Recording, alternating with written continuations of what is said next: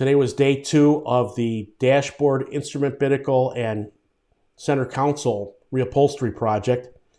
I have 12 days to go to get the car ready for RADWood Philly on May 21st. So in this quick video, I'm going to take you through what I did to repair the cracks on the adjustable instrument binnacle on Project Risky Business, our 1985 Porsche 928S. Stay tuned.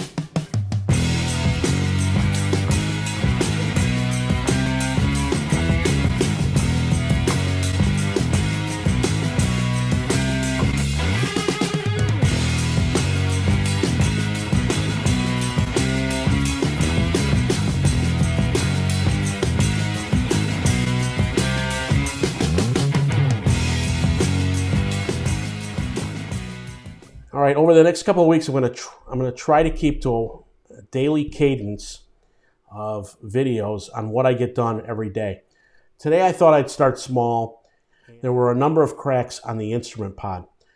So what I'm going to do is take you through what I did to repair those cracks. There's other videos out there that show to repair the cracks, to use Bondo that you would use on body filler, and some filling them in with Gorilla Glue.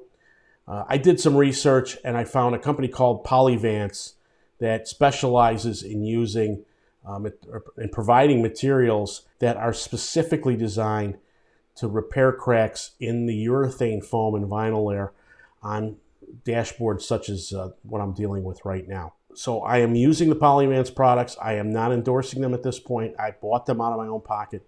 It just seemed from my research that they seem to know what they're doing, and I prefer using products that are specifically for applications such as what I'm doing. I've never done this before, so I'm hoping that this video helps others get the confidence to take on such a daunting job. As you can see, the dash pod has a number of cracks, and it had silicone on it from one of those stupid cheap covers that people put on years ago. If you saw an early video of the car, that was the first thing I took off. That one and the dash cap on the dashboard. If you look, you see there's a number of cracks on the pod, and unfortunately, in the lower section, almost by the A pillar, it had been gnawed away. The rounded corner of it had been gnawed away by, I'm assuming, the mice that we talked about in the last video. Right now, today's focus was filling in the cracks on the pod. So the first thing I wanted to do, I'm using 80 grit sandpaper with my DA sander down in my workshop, and I wanted to take off all the shininess. You see some of the silicone left over, and just wanted to rough up the surface, because when I go to put filler on tomorrow, I'll get into that later. Just want to have a good bite. So this was primarily to rough up the surface, get rid of the silicone that's on it. And you have to keep this DA moving, particularly with 80 grit sandpaper. You know, a couple places I probably went a little too thin, but this, when you see this cover, you'll see it'll all work out in the end. Okay. So once I had it roughed up, all the silicone removed, work went on. I have a die grinder, my Dremel tool, with a, what do they call that? A barrel sander. I forget what they call that round attachment, but that was perfect. This is what Polyvance recommends for opening up the cracks, and you want to expose the urethane. The whole idea behind this is to provide a valley that's even. Now, in this case, the vinyl on top is not curled, so I just had to do shallow cuts here to provide that valley. And the plastic I'm about to use to fill that bonds with the urethane underneath to form a permanent bond that won't re-crack. So here I am, quick vacuum. Once I did all the cracks, wouldn't be a project if I didn't use at least one tub of towel. And it's just more to get the dust off right now and prepare for the weld. Here's what I'm doing here. This is the Polyvance welding kit, and it comes with this like a soldering gun with a special shoe, and you see to my On the right-hand side there, next to my left hand, is a stack of the welding rod, what I call welding rods. It's really what they call a brazing technique. And the whole idea behind this is you heat one side, it's a flat welding rod, brazing rod. You heat up the one side, get it sticky, flip it over real quick, and then you continue using the iron to have that melted, that heated surface bond with the urethane as you fill it. And that's exactly what I'm doing here. Just a slow, and here's a close-up of it in real time.